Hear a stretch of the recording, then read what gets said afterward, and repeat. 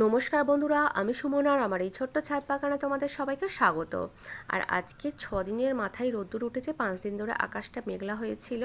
আর এই নয়নতারা ফুলগুলোর উপরে রোদ্দুর পড়াতে ফুলগুলো এত সুন্দর দেখতে লাগছে, তাই ভাবলাম তোমাদের একটু দেখাই। আর এই ফুলের পাশাপাশি এই পর্তুলিকা ফুলগুলোও দেখো কত সুন্দর দেখতে লাগছে। আজকের আবারও দেখো একসঙ্গে কতগুলো ফুল ফুটেছে। আর আমরা যতই ছাদ বাগানে ফল সবজি করি না কেন, ফুল না থাকলে কিন্তু ছাদ বাগানটা দেখতে একদমই ভালো লাগে না। আর এই দুই রকম ফুল এখন আমার ছাদ বাগানটাকে পুরো আলো করে রেখেছে। আর এখানে দেখো একটা শশা ধরেছে, আর এই নিচের দিকেও একটা শশা ধরেছে এখানে। আর আরও কিন্তু উপরের দিকে নিচের দিকে অনেক ছোট ছোট হচ্ছে শশা ধরেছে। আর এবারে আমি কিন্তু এই সবজির খোসাগুলোকে প্রথমে রোদ্দুরে শুকনো করতে দিয়ে দেবো, কারণ 5 দিন ধরে এই সবজির খোসাগুলোকে রেখে দিয়েছি, বৃষ্টি হচ্ছে বলে শুকনো করতে পারিনি। আর প্রথমে এগুলোকে খেলিয়ে দেবো রোদ্দুরে, তারপরে আজকে লেবু গাছের মাটি তৈরি করব আর গাছগুলোকে রিপোর্টিং করব। আর দেখো কতটা সবজির খোসা জমে গিয়েছে 5 দিনে। আর আমি যেহেতু প্রত্যেকটা গ্রো ব্যাগ বা বেড রেডি করার সময় তলায় শুকনো সবজির খোসা দিই, তার উপর অল্প একটু মাটি দিয়ে গাছ বসাই, তাই আমি সবসময়ই সবজির খোসা শুকনো করে রেখে দিই, তাহলে সুবিধা হয় গাছ বসাতে। খেলিয়ে দিয়েছি, এইগুলোকে এখন 3 থেকে 4 দিন ভালো করে শুকিয়ে নেব। আর এই লেবু গাছের গোড়ায় দেখতে পাচ্ছি শশা গাছের মতো কতগুলো গাছ হয়েছে। এগুলো কি গাছ আমি ঠিক বুঝতে পারছি না, কারণ শশা গাছ কি কাকড়ি গাছ, কারণ পাকা কাকড়ি খাওয়া হয়েছিল, তারই বীজ আমি চারিদিকে ছড়িয়ে দিয়েছিলাম, সেই চারাও হতে পারে।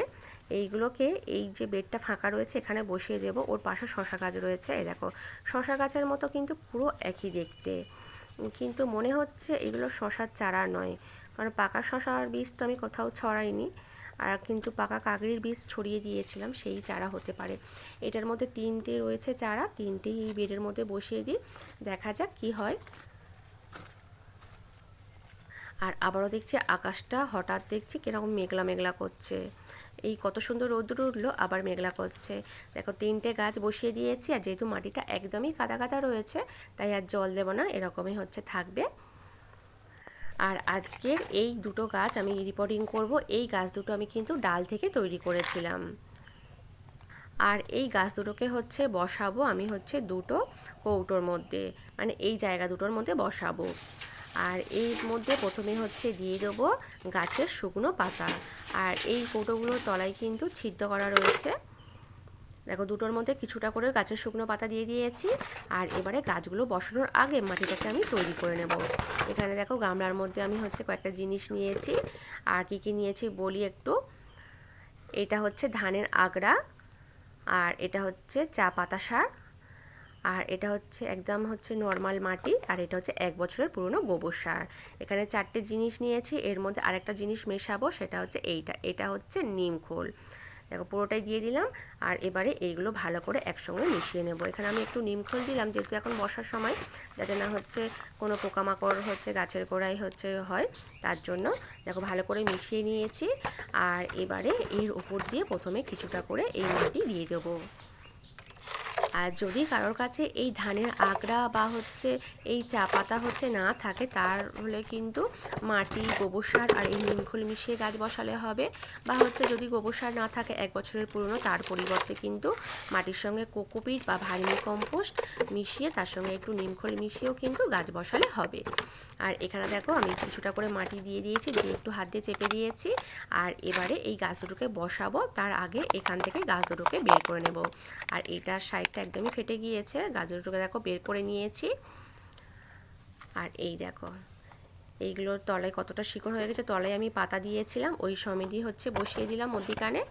আর এটারও মধ্যিখানে এইটাকে বসিয়ে দেব, বসিয়ে দিয়েছি। আর এবারে উপর থেকে আরও একটু করে মাটি দিয়ে দেবো।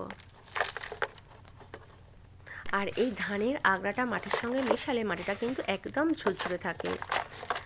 আর দেখো এটার মধ্যেও আরেকটু দিয়ে দেবো। যতটা মাটি ছিল পুরোটাই দুটোর মধ্যে দিয়ে দিয়েছি। আর এবারে একটু জল দিয়ে দেবো, যেহেতু এর মাটিটা একদমই শুকনো। দেখো জল দিয়ে দিয়েছি। আর এই গাছগুলোকে এখন 2-3 দিন একটু বড় গাছের নিচে ছায়ায় রাখবো, তারপরে রোদ্দুরে বের করব। আর একদম ছোট ছোট হচ্ছে ডাল আমি বালির মধ্যে বসিয়েছিলাম, সেখান থেকেই এই চারাগুলো হয়েছিল। তারপরে আবার আমি তুলে ওই ছোট ছোট জায়গাগুলোর মধ্যে বসিয়েছিলাম অল্প একটু মাটি দিয়ে। আর আজকে আবারও রিপোর্টিং করে দিলাম, আর যখন পরের বারে আবার ডাল থেকে চারা তৈরি করব অবশ্যই তোমাদের সঙ্গে শেয়ার করব।